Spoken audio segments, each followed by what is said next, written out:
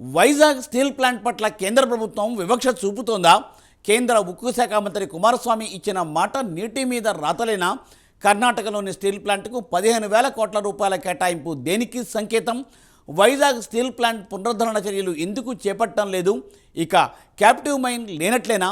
ఉన్న ఒక్క steel plant పోగొట్టుకుంటే ఇక ప్రైవేట్ రంగానికి ఊతమిచ్చినట్లేనా? అసలు వైజాగ్ స్టీల్ ప్లాంట్ విషయంలో కేంద్రం ఏం చేయబోతోంది? Let us watch this story.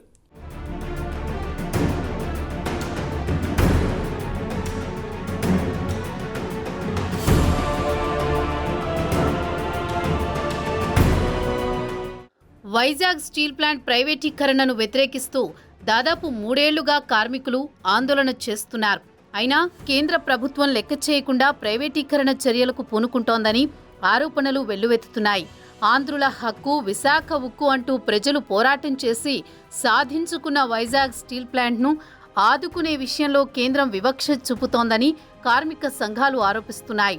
దీనికి తాజాగా జరుగుతున్న పరిణామాలు ఊతమిస్తున్నాయి. నష్టాల్లో ఉన్న కర్ణాటకలోని స్టీల్ ప్లాంట్కు 15,000 ఆర్థిక సాయం అందించేందుకు కేంద్రం సిద్ధపడింది. దీంతో వైజాగ్ స్టీల్ ప్లాంట్పై నీళ్లు కమ్ముకున్నాయని తెలుస్తోంది. ఆర్థిక ఇబ్బందులతో కూనారిల్లుతున్న వైజాగ్ స్టీల్ ప్లాంట్కు కేంద్రం చేస్తున్న అరాకొరా ఆర్థిక సహాయం అంతగా ఉపయోగపడడం లేదు. కొన్ని రోజులుగా ప్లాంట్లో చోటు చేసుకుంటున్న పరిణామాలపైన కార్మికులు ఆందోళన వ్యక్తం చేస్తున్నారు. కూటమి ప్రభుత్వం సైతం ప్రైవేటీకరణ అడ్డుకుంటామని హామీ ఇచ్చింది. ఇదే సమయంలో సెప్టెంబర్లో కేంద్రం స్టీల్ ప్లాంట్కు సంబంధించి కీలక నిర్ణయం తీసుకుంది. వైజాగ్ స్టీల్ ప్లాంట్కు ఆర్థిక సహాయం చేయాలని భావించింది.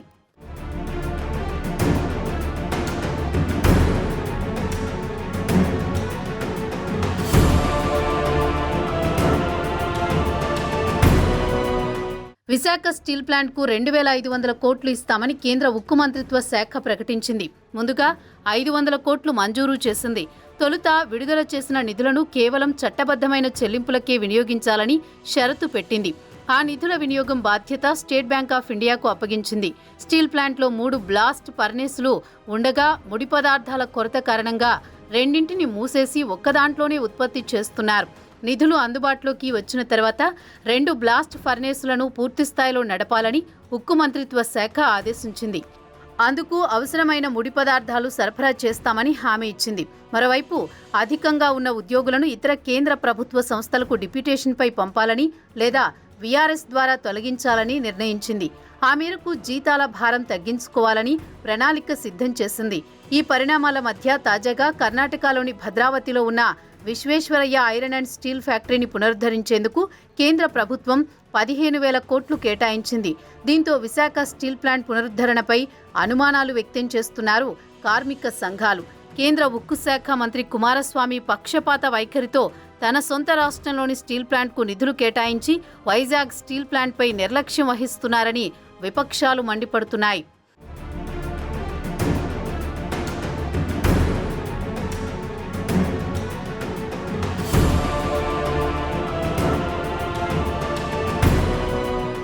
కర్ణాటక రాష్ట్రంలో పారిశ్రామిక ఉపాధి వృద్ధిని దృష్టిలో ఉంచుకుని ఈ నిర్ణయం తీసుకున్నట్లు ఈ సందర్భంగా కుమారస్వామి చెప్పారు. మరోవైపు ఆంధ్రప్రదేశ్లోని వైజాగ్ స్టీల్ ప్లాంట్కు మాత్రం ఎటువంటి పునరుద్ధరణ చర్యలు చేపట్టడం లేదు. పైగా ప్లాంట్ను మరింత నష్టాల్లో కూరుకుపోయే విధంగా చేసేందుకు ఒక్కో విభాగాన్ని ప్రైవేటీకరిస్తున్నారని ఆరోపణలు వస్తున్నాయి. ఎన్నికల ముందు కూటమి నేతలు ప్రైవేటీకరణ కానివ్వబోమని హామీ ఇచ్చారు. పక్క రాష్ట్రంలో నష్టాల్లో ఉన్న స్టీల్ ప్లాంట్కు 15,000 కోట్లు ఇచ్చేందుకు సిద్ధపడుతున్నప్పుడు రాష్ట్రంలోని స్టీల్ ప్లాంట్కు ఎటువంటి ఆర్థిక సాయం చేయకుండా కేంద్ర ప్రభుత్వం మొండిగా వ్యవహరిస్తోందని కార్మిక సంఘాలు ఆరోపిస్తున్నాయి. మరోవైపు రాష్ట్రంలో ఇప్పుడు మరో కొత్త స్టీల్ ప్లాంట్ అంశాన్ని ముందుకు తీసుకొస్తున్నట్లు తెలుస్తోంది. అనకాపల్లి జిల్లా నక్కపల్లి వద్ద ఏర్పాటు కానున్న private steel plant Arcelor Mittal steel ప్లాంట్కు రాష్ట్ర ప్రభుత్వం తరపున మద్దతు ఇస్తున్నారని సమాచారం. ప్రభుత్వ రంగ స్టీల్ ప్లాంట్కు సమీపంలో మరో ప్రైవేట్ స్టీల్ ప్లాంట్ పెట్టేందుకు ముందుకు రావడం, అందుకు రాష్ట్ర ప్రభుత్వం కూడా మద్దతు ఇవ్వడంతో కార్మిక సంఘాలు ఆందోళనకు గురవుతున్నాయి. ప్రభుత్వ రంగ స్టీల్ ప్లాంట్ను నిర్వీర్యం చేయడంలో భాగమే ఈ ప్రైవేట్ స్టీల్ ప్లాంట్కు మద్దతు ఇవ్వడమని కార్మిక సంఘాలు అంటున్నాయి.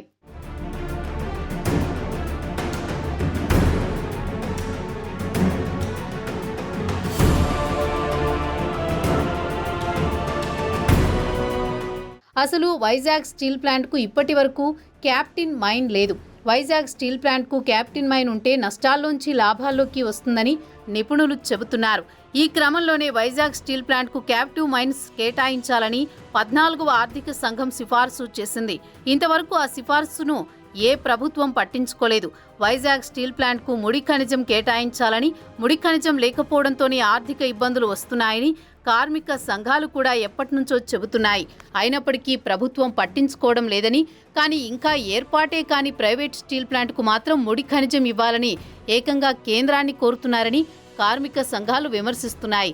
మరోవైపు విశాఖ ఉక్కు పరిశ్రమ ఎట్టి పరిస్థితుల్లోనూ ప్రైవేటీకరణ జరగదని ఇటీవల జరిగిన శాసనమండలి సమావేశాల్లో మంత్రులు తేల్చి చెప్పారు. గతంలో కుమారస్వామి వైజాగ్ స్టీల్ ప్లాంట్ సందర్శించినప్పుడు ప్లాంటును ఆర్థికంగా ఆదుకుంటామని మాట ఇచ్చారు. ఇప్పుడు తన సొంత రాష్ట్రానికి చెందిన స్టీల్ ప్లాంట్కు నిధులు కేటాయించుకున్నారని విమర్శలు వస్తున్నాయి. ఈ పరిణామాల మధ్య వైజాగ్ స్టీల్ ప్లాంట్ భవిష్యత్తుపై నీలినీడలు కమ్ముకున్నాయని నిపుణులు అంటున్నారు. చూడాలి మరి ఏం జరుగుతుందో రాబోయే రోజుల్లో వైజాగ్ స్టీల్ ప్లాంట్ విషయంలో.